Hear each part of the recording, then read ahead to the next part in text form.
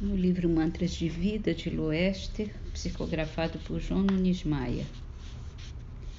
Qualifico os meus amigos como o ar que respiro e a água que bebo.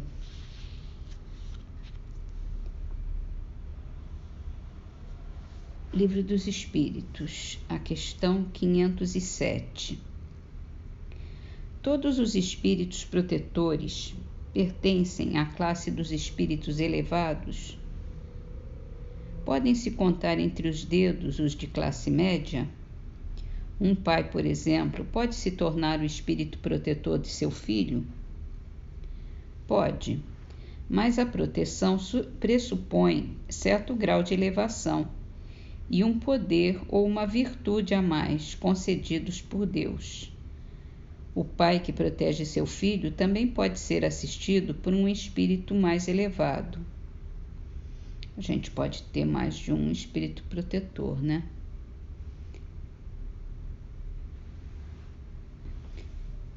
No Céu e o Inferno, começamos um novo capítulo sobre a intervenção dos demônios nas manifestações modernas.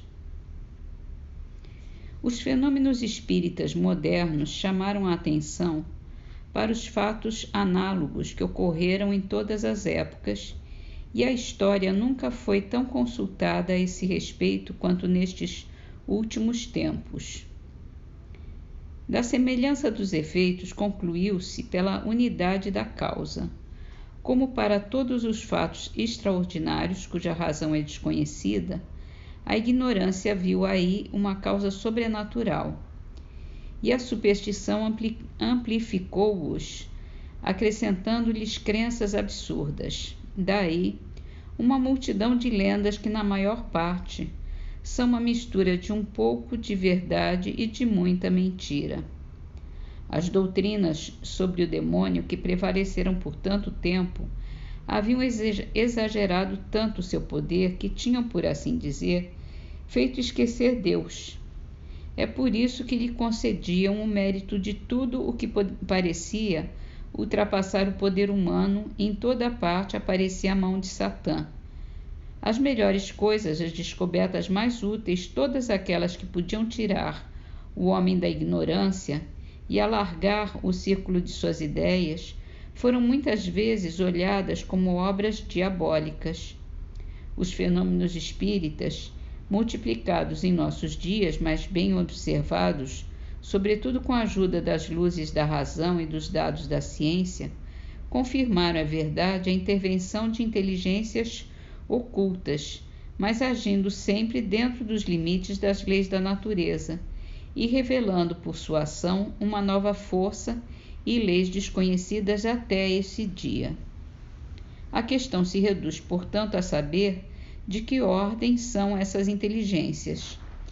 Enquanto não se teve sobre o mundo espiritual senão noções incertas ou sistemáticas, pôde haver equívoco, mas hoje que observações rigorosas e estudos experimentais esclareceram a natureza dos espíritos, sua origem, seu destino, seu papel no universo e seu modo de ação, a questão está resolvida pelos fatos. Sabe-se agora que são almas daqueles que viveram na Terra. Sabe-se também que as diversas categorias de espíritos bons e maus não constituem seres de diferentes espécies, mas assinalam apenas graus diversos de avanço, segundo a posição que ocupam em razão de seu desenvolvimento intelectual e moral. Aqueles que se manifestam apresentam-se sob aspectos muito opostos, o que não os impede de terem saído da grande família humana, tanto quanto o selvagem, o bárbaro e o homem civilizado. Sobre esse ponto, como sobre muitos outros, a Igreja mantém suas velhas crenças no que se refere aos demônios. Ela diz: temos princípios que não variaram desde há 18 séculos e que são imutáveis. Seu erro é precisamente não levar em conta o progresso das ideias e acreditar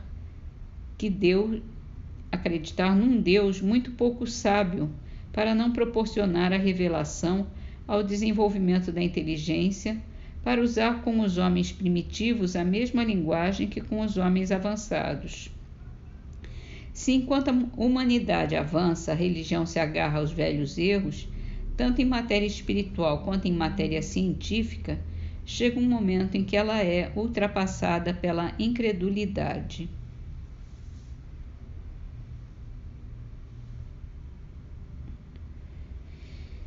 Em Parnaso de Além-Túmulo, a poesia é de Augusto dos Anjos. Chama-se Homem-Verme. Desolação, terror e morticínio. O homem sôfrego e bruto, de ânsia em ânsia, sofre agora a sinistra ressonância de sua inclinação para o extermínio.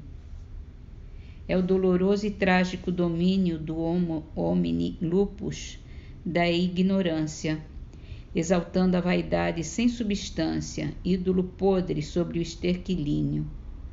Por toda parte escorre o sangue horrível, ao crepitar de rúbidos incêndios, sobre a ideia cristã medrando em germe. Em quase tudo pântano terrível de lodo e lama, em sombra e vilipêndios atestando as vitórias do homem-verme.